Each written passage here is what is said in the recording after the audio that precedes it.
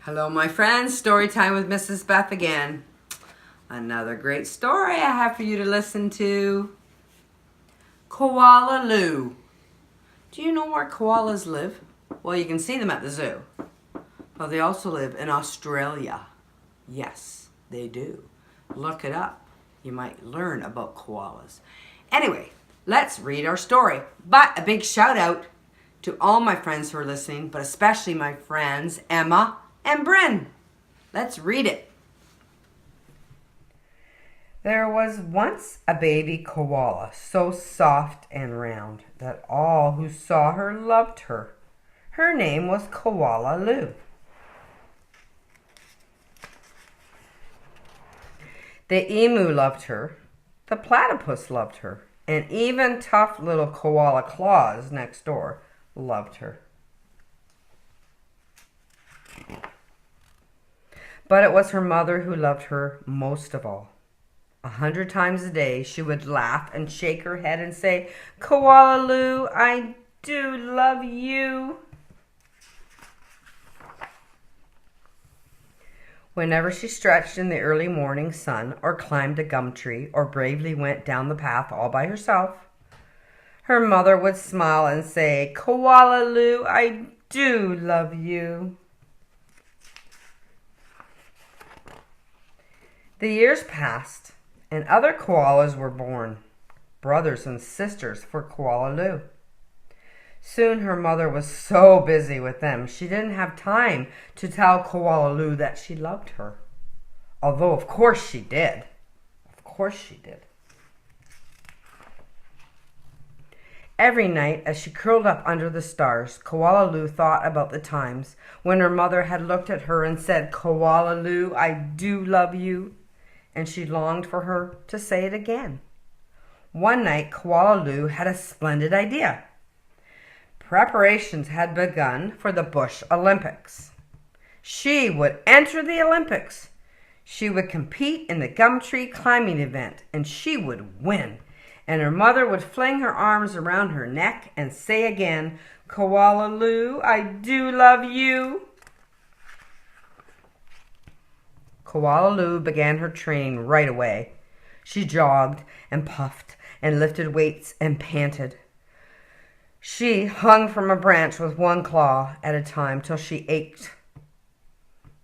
She did push-ups till her stomach hurt. And last of all, she climbed the tallest tree that she could find over and over and over again. Sometimes her mother would watch her and ask, "How you doing, Blossom?" "Fine, just fine," Koala Lou would reply. At last, the day of the Bush Olympics arrived, and everybody came to watch and participate. Koala Claus had also entered the gum tree climbing event, and everyone knew how fast she was. But Koala Lou wasn't scared, nope. She saw her mother in the crowd and imagined her saying, "Koala Lou, I do love you," her heart filled with hope. It was Koala Claus who went first. Her climb was a record-breaking 22 meters and 70 seconds flat. The spectators whistled and cheered and wildly waved their party hats. Great job she had done. "Can I do better than that?" wondered Koala Lou. I must do better." As she stepped towards the tree, a hush fell over the crowd. "On your mark," said the kookaburra. "Get set. Go."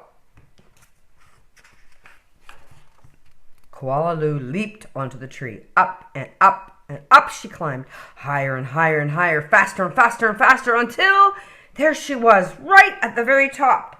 The spectators roared and clapped and stamped their feet. Yay! She did it! But she wasn't fast enough. In spite of all her training and all her hoping. It was Koala Claus who won the gum tree climbing. Koala Lou came second. Koala Lou went off and hid. She heard the shouts of the Bush Olympics and cried her heart out. She was so sad. She got second. When the first stars of evening appeared in the sky, Koala Lou crept home through the dark and up into the gum tree. Her mother was waiting for her. Before she could say a word, her mother had flung her arms around her neck, and said, "Koala Lou, I do love you. I always have, and I always will." And she hugged her for a very long time.